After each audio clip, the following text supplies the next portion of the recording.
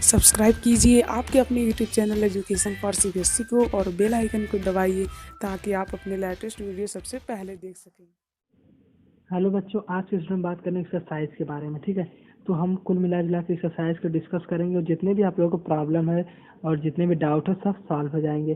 तो आशा करता हूँ आप लोग नोट्स जरूर बनाएंगे इसका, ताकि एग्जाम के टाइम में आप लोग को हेल्पफुल हो सके। ठीक है, तो हम बात करते हैं पहले क्वेश्चन के बारे में। तो जैसा कि देख रहे हैं कि पहला क्वेश्चन में पूछा है कि हमें इलेक्ट्रॉन, प्रोटॉन और न्यूट्रॉन की प्रॉपर्टी कंपेयर करनी है। ये तो क्वेश्चन बहुत आसान है। क्यों?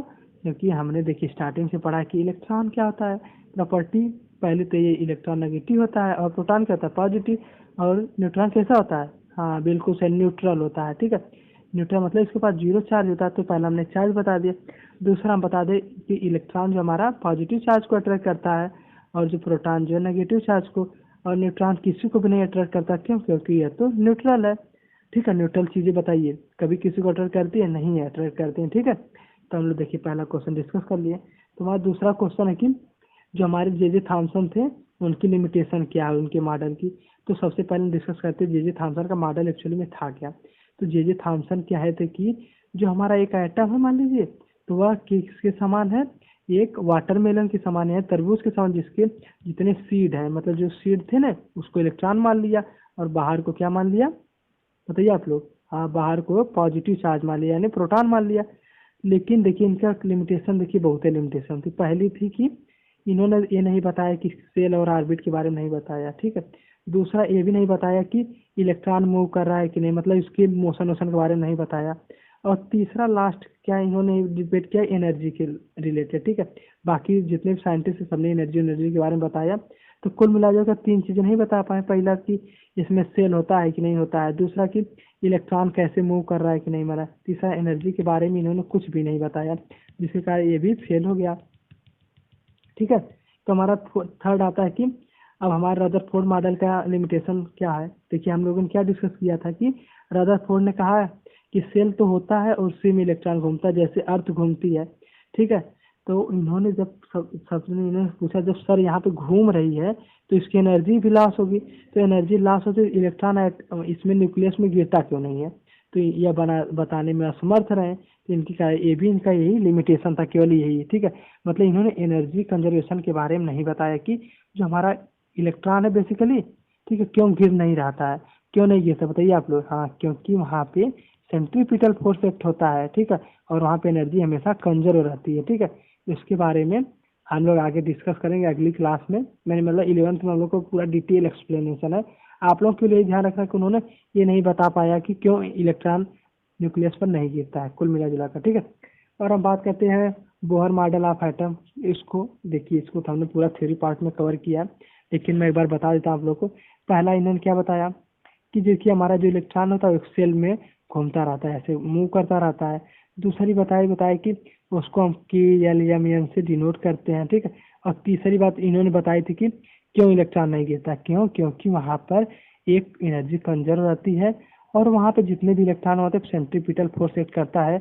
कौन प्रोवाइड करा होता है? न्यूक्लियस प्रोवाइड करा होता है। ठीक है, इसी प्रकार के इन्होंने तीन इंपॉर्टेंट पॉइंट दिए हैं। ठीक है, बाकी हम लोग तो डिटेल में इसको पढ़ ही लिए हैं, उसमें चाहे तो आप कुछ और भी ऐड कर सकते, लेकिन तीन पॉइंट भी लिख देंगे ना तो काम हो जाएगा। ठीक है, हम फिर बात करते हैं कि हमें सभी मॉडल को कंपेयर करना, जितने भी एटम मॉडल इस चैप्टर में दिए गए हैं। यानी मतलब देखिए हमने जे का तो अभी अभी भी डिस्कस किया, अगले वाले क्वेश्चन में रदरफोर्ड का भी हमने डिस्कस कर ही लिया था कि उन्होंने गोल्ड फॉइल थी, उसी में इलेक्ट्रॉन पास, सॉरी अल्फा पार्टिकल पास करवाए, फिर देखा ऑब्जर्वेशन क्या हो रहा क्या नहीं हो रहा, कोई रे सीधी जा रही, कोई डिफ्लेक्ट हो रही है। ठीक है, इस प्रकार हमने तीन कॉलम बनाएंगे और बोहर वाला, तो तीनों बना के सबको समझा देंगे। ठीक है, समझा लेंगे कि नहीं? हाँ, जिन बच्चे नहीं समझाने में असमर्थ हैं वो लोग क्या करें, हमारी जो वीडियो उससे जाके देख लें, मैंने पूरा डिटेल एक्सप्लेनेशन आप लोगों के लिए किया। ठीक है, तो हमारा जो सिक्स्थ क्वेश्चन है इसमें बेसिकली हमें बताना है कि हमारे जैसे लिखते हैं जितने भी उसके रूल्स क्या है इलेक्ट्रॉन के वेरियस सेल में। चलिए, किसी बच्चे को याद है कैसे लिखते थे?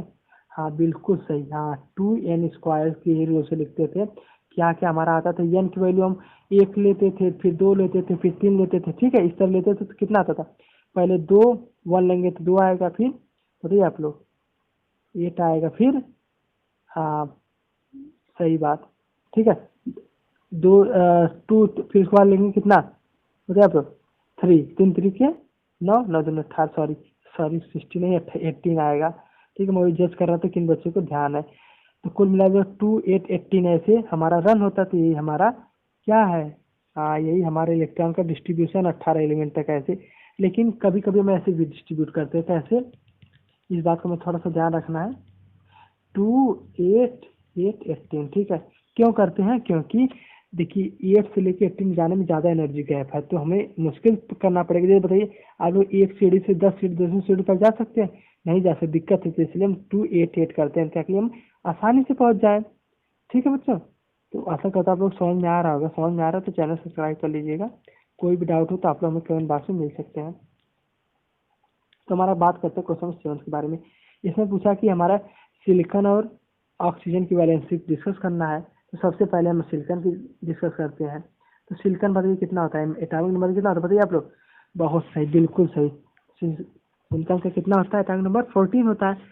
तो हम लोग कैसे करेंगे, हम लोग जान ही रहे हैं, वही सेम रूल लगेगा।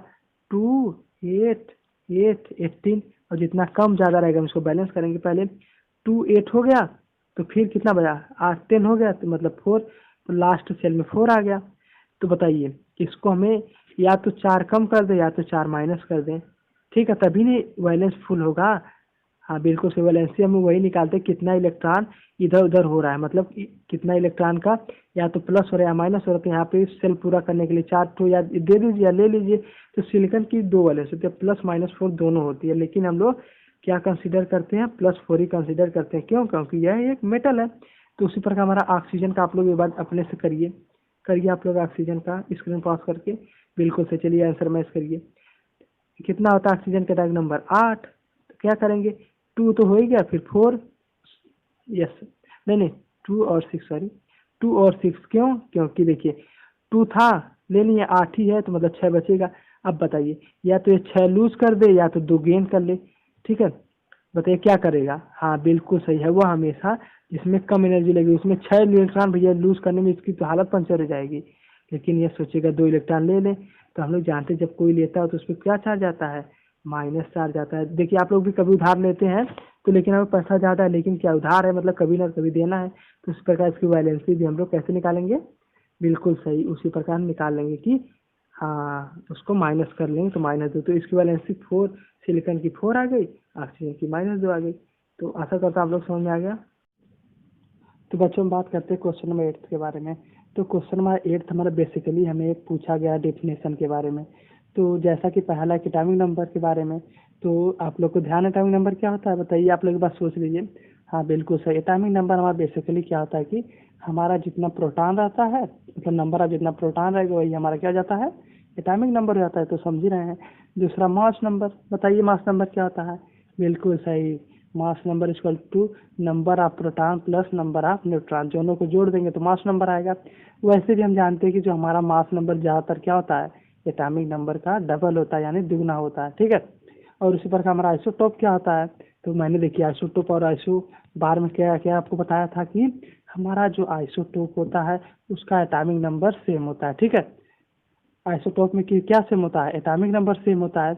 वही बात करें हम आइसोबार में तो उसमें एटॉमिक नंबर सेम नहीं होता, बल्कि क्या सेम होता है, मास नंबर। यही देखिए बेसिकली डिफरेंस है। तो आइसोटॉप को एग्जाम्पल बता सकते हैं कोई क्या था, हाँ बिल्कुल सही, कार्बन की 2 स्टेज होती है, कौन कौन, ये आप लोग कहाँ, कार्बन 12 एंड कार्बन 14, ये क्या है, एक डेटिंग ऐप होता है, सॉरी डेटिंग ऐप नहीं मतलब एटम होता है। तो वही क्या हो जाएगा, डेटिंग डेटिंग एटम क्या होता है, जिससे पता करते हैं कि हमारा कोई भी सब्सटेंस कितने साल पुराना है या कितने साल नया है। ठीक है, वही हम बात करते हैं। आइसोटोप हो गया, आइसोबार के एग्जाम्पल बता सकता है कोई, हाँ आइसोटॉप का एग्जाम्पल आप लोगों में आर्गन और कैल्शियम। ठीक है बच्चों, तो आशा करता हूँ आप लोग को समझ में आया होगा। तो हमारा अगला है कि give any 2 use of isotope. Isotope का 2 यूज क्या है, मैंने डिस्कस किया था। हाँ बिल्कुल सही, पहला यूरेनियम का यूज, देन आप लोग यूरेनियम सुने हैं, इसका हम करते हैं न्यूक्लियर फ्यूजन और फ्यूजन में करने के लिए। ठीक है, और दूसरा हमारा ये आयोडीन आता है। ठीक है, उसका यूज हम किस में करते हैं, हाँ मेडिकल ट्रीटमेंट में यूज करते हैं। तो एनसीईआरटी में जो एग्जाम्पल दिए उसको उसको भी कर सकते हैं, या मैंने देखिए आप लोग एक्स्ट्रा नॉलेज के लिए बता दिया यूरेनियम और आयोडीन। आयोडीन वैसे भी आप लोग जब कभी घाव लग जाते हैं तो आयोडीन जो जितने भी आपके वो होते हैं पेंसिलिन होती है उसमें आयोडीन का थोड़ा सा मिक्सर होता है। कुल मिला जुला कर एक सवाल हमने डिस्कस कर लिया। बात करते हैं 9th वाले क्वेश्चन के बारे में। 9th वाला तो बिल्कुल आसान है। इसमें कहा है कि Na plus Cl is a completely field इन के एंड एल सेल। ठीक है, Na प्लस है तो Na प्लस मतलब क्या होता है कि एक साथ इसका पहले सोडियम का एटॉमिक नंबर बताइए आप लोग, 11 होता है। तो क्या होगा 2 8 और 1 होगा, लेकिन प्लस है मतलब एक इलेक्ट्रॉन इसका बाहर हो जाएगा तो माने 2 8 है। तो यही देखिए के और क्या हो गया एल हो गया। तो कुल मिला जुला देखिए वैसे भी हमें दिख ही रहा है कि इसके दोनों भी सेल फुल है। ठीक है, मतलब यहाँ पे वैलेंसी क्या है, वैलेंसी कैसे 0 है तो हम कह सकते हैं कि ये कम्प्लीटली फिल्ड है। ठीक है, वैसे भी हम लोग जानते हैं क्या होता है 2 8 और 18 होता है। तो वही कुल मिला जुला कर है। ठीक है, अब हम बात करते हैं क्वेश्चन नंबर 10 के बारे में। इसमें मैं पूछा है कि इसका देखिए मैं आप लोगों के लिए इसका सोल्यूशन तैयार किया हूँ। इसमें हमें बेसिकली पूछा है कि इसका हमारा ऑरेंज एटॉमिक नंबर क्या होता है। ठीक है, ब्रोमीन का पूछा है। तो वैसे भी आप लोग जानते हैं कि हमें ऑरेंज कैसे निकालते हैं। मतलब आपकी क्लास में 3 बच्चे पढ़े, एक ने 3 नंबर पाया, एक ने 2 नंबर पाया, एक ने 5 नंबर पाया। तो इसका ऑरेंज कैसे निकालते हैं, बिल्कुल सही, सबको जोड़ देते हैं 3 2 + 5 और जितना नंबर आता है उसे डिवाइड कर देते हैं। ठीक है, बताइए ऐसे ही ऑरेंज निकालते हैं आप लोग ने। हाँ, तो ये इसका ऑरेंज हो जाएगा जितना आएगा। तो उसी प्रकार हमें ऑरेंज निकालने को पूछा ब्रोमीन का, तो हम लोग कैसे निकालेंगे। तो हम इसको एक पीडीएफ सॉरी एक हमने क्वेश्चन सॉल्व किया उसके थ्रू समझेंगे। और हमारा 11 क्वेश्चन है ना, इसमें देखिए क्या कहा है what is percentage of isotope. इस आइसोटोप का परसेंटेज हमें निकालना है। तो हम लोग दोनों क्वेश्चन साइमल्टेनियसली डिस्कस करते हैं। ऑरेंज निकालना देखिए बेसिकली जैसे हम पढ़े छोटे बच्चे थे कि हाँ 10 बच्चे हैं तो सबका नंबर जोड़कर उसे 10 से डिवाइड कर देते ऑरेंज आ जाता था। उसी प्रकार हमें इसमें भी तो परसेंटेज पूछा, परसेंटेज कैसे निकालते थे। अरे वही बच्चों जैसे 10 नंबर का आपका टेस्ट हुआ, 7 नंबर पाए तो क्या करते थे 7/10 × 100। ठीक है, तो ये आपका परसेंटेज आता है। कुल मिला जुला कर ये हमें करना है। तो हम लोग चलिए इसको डिस्कस करते हैं। देखिए इसका सोल्यूशन यहाँ पर आप लोगों के लिए है ताकि आप लोग टाइम भी कम वेस्ट हो और आप लोग आसानी से सीख सके। ठीक है, तो हमने देखा था कि उसका कितना नाम ब्रोमीन का था, एक 79 था, एक 81 था।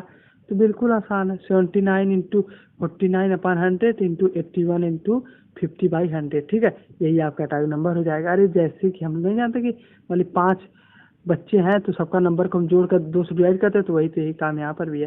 तो इसको भी आप लोग अगर एटॉमिक नंबर कैसे निकालते हैं, उसका जितना परसेंटेज आता है वो, ठीक है, और उसका एटॉमिक नंबर दोनों को जोड़ देंगे, वही आपका बेसिकली आ जाएगा। तो कुल मिला जुला कर हम ऐसे कर सकते हैं। ठीक है, समझ गए कि नहीं। अगर नहीं समझे तो एक बार अपने से कोशिश करिएगा, 100% समझ में आ जाएगा। उसी प्रकार हमारा देखिए ए वाला था कि उसमें कहा था कि 2 हमें आइसोटोप दिया था। ठीक है, बिल्कुल आइसोटोप है, क्यों क्योंकि इसका एटॉमिक नंबर सेम है। तो हमने मान लिया ए वाला हमारा X% है। ठीक है, मतलब जो हमारा पहला है कितना है X%, तो दूसरा कितना होगा बताइए आप लोग 100 - X होगा। कैसे, जैसे आप लोग के पास 5 रुपए है, 2 रुपए दे दिए। ठीक है, तो कितना बचा, हाँ 5 - 2 मतलब बचा ना। तो उसी प्रकार हमने हमारे पास पहले 100, कोई भी चीज़ तो हम 100 ही मानते हैं, बताइए आप लोग। बिल्कुल जैसे हमारा परसेंटेज 100 होता है उसी प्रकार हमने 100 माना था, 100 में से एक्स निकाल कर दे दिए तो हो जाएगा। तो फिर वही बात कैसे निकालेंगे, बिल्कुल सही, हाँ 16 × x/100 जिस तरह हम यहाँ कर रहे हैं ना। क्योंकि ये 49% है, उसी प्रकार हमारा x/100% ये x% है, ये मान लीजिए परसेंट लगा सकते हैं। ठीक है, उसी प्रकार ये हम 100 - x होता तो हम एक बार 16 से मल्टीप्लाई कर दे इसके और एक बार इससे। तो हम ऐसे जब सॉल्व करें तो हमारा 16/x/100 आएगा। ठीक है, यहाँ तो आप सॉल्व करें तो x की वैल्यू 90% और 100 - x की वैल्यू कितनी आएगी बताइए 10%। ठीक है, आप लोग समझ गए। जिन बच्चों को समझ नहीं आया वो क्या करें, एक बार अपने से आप लोग ट्राई करिए। ठीक है, तो 100% आ जाएगा। ठीक है, इनकेस नहीं आता तो आप लोग कमेंट बॉक्स में बताइए, मैं उसको आप लोग को पीडीएफ सोल्यूशन प्रोवाइड कर दूंगा। ठीक बच्चों, हम बात करें क्वेश्चन 12th के बारे में। 12th है तो बिल्कुल आसान, जैसे क्यों आसान है देखिए। इसमें पहले आप लोग क्वेश्चन एक बार आपने ट्राई करिए स्क्रीन पास करके। क्या दिया है कि Z = 3 है, यानी टाइम नंबर 3 है, तो वैलेंसी कैसे कितना होगी इस एलिमेंट की। तो हम लोग क्या जानते हैं वैलेंसी निकालने के लिए, सबसे पहले वही अपना लिखते हैं 2 8 18 लिखते हैं। ठीक है, तो इसमें हमारा कितना है 3 है, तो क्या होगा 2 और 1 होगा उसका। ठीक है, होगा कि नहीं, बिल्कुल होगा। तो क्या हम लोग करते हैं कि सबसे पहले देखिए वैलेंसी निकालने के लिए करते हैं कि जो हमारा आउटर मोस्ट रहेगा मतलब बाहर वाला रहेगा, या तो फुलफिल होना चाहिए, या तो हाफ, या तो क्या रहना चाहिए फुलफिल रहना चाहिए या तो रहना ही नहीं चाहिए। तो यहाँ पे 1 है, या तो 1 को हम 7 दें या 1 को निकाल दें। तो हम जान रहे हैं कि हमें 1 निकालना आसान है, 7 इलेक्ट्रॉन भैया कहाँ से लाएंगे बताइए आप लोग। 7 इलेक्ट्रॉन लाना बहुत ही मुश्किल है। तो हम इसको क्या करते हैं, एक इलेक्ट्रॉन निकाल देते हैं। तो ये हमारा क्या होता है, एक वैलेंसी हो जाती है। ठीक है, तो इसका हमें नाम बताना है। तो इसमें तो एटॉमिक नंबर Z=3 किसका है बताइए, बताइए आप बताइए। हाँ बिल्कुल सही, लिथियम का हमारा कितना है, 3 है। ठीक है, उसी प्रकार हमारा आगे पूछा है कि यहाँ पर हमें एटॉमिक नंबर दे दिया है, तो पूछ रहा है कि इसका एटॉमिक नंबर क्या होगा। ठीक है, मतलब नंबर ऑफ प्रोटॉन और न्यूट्रॉन दे दिया है, तो पूछा है कि एटॉमिक नंबर क्या होगा। तो किसी को याद है एटॉमिक नंबर इक्वल टू हमने क्या पढ़ा था? बिल्कुल सही, एटॉमिक नंबर इक्वल टू क्या होता है, number of proton plus number of neutron. तो चलिए जोड़ दीजिए, एक्स वाले का क्या होगा, 12 होगा, 6 + 6, और दूसरे का क्या होगा, 14 होगा।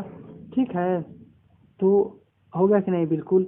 और इसमें दे रहा है हमारा क्या सेम है, बताइए आप लोग, बिल्कुल बताइए क्या सेम है इसमें, प्रोटॉन सेम है, यानी मतलब एटॉमिक नंबर सेम है। जब एटॉमिक नंबर सेम होता है तो क्या होता है, बिल्कुल सही, आइसोटोप होता है। ठीक है, तो समझ गए ना आप लोग, बिल्कुल सही है।